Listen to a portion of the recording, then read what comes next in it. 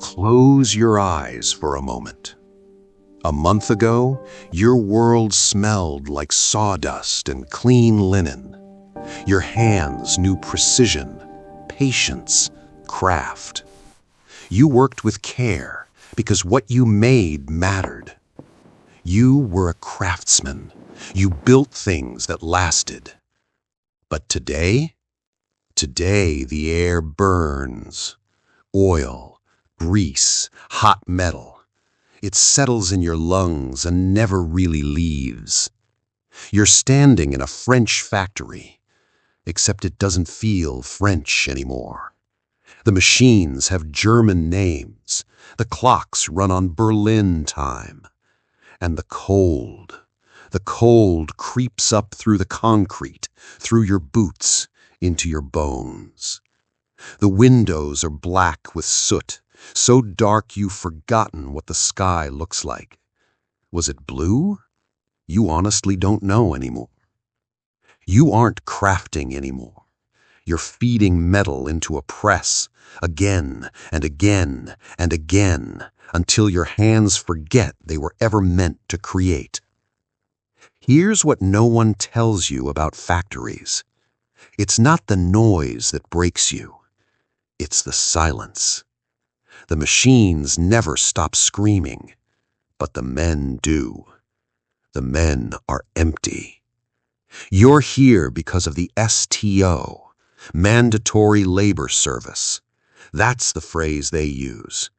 But the truth is simpler. They took you. One day you were home, working, living. The next day, a paper arrived, and your life ended the way it used to exist. Hundreds of thousands of men like you, pulled from workshops, farms, shops, dropped into assembly lines across occupied Europe.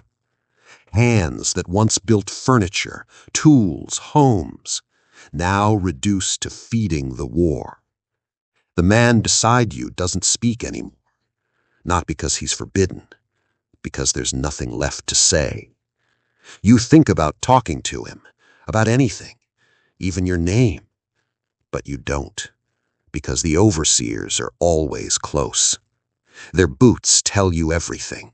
Slow steps mean boredom. Fast steps mean punishment. So you keep your head down, you work, you stay quiet. Silence isn't respect here. Silence is survival. Have you ever felt like a machine part? Not a man, a part. Small, replaceable, easy to discard.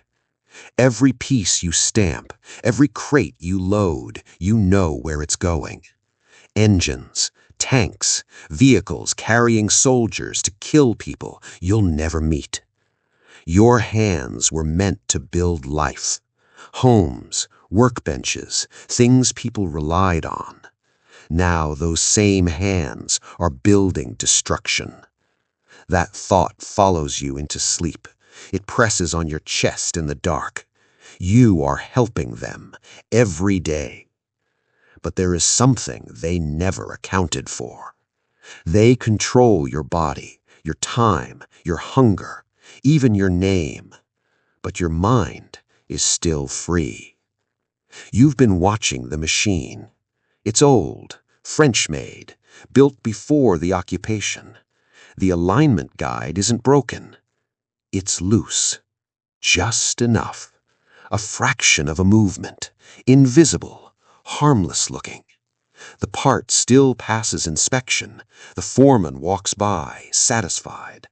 But later, when that piece is installed in an engine meant for war, it will fail.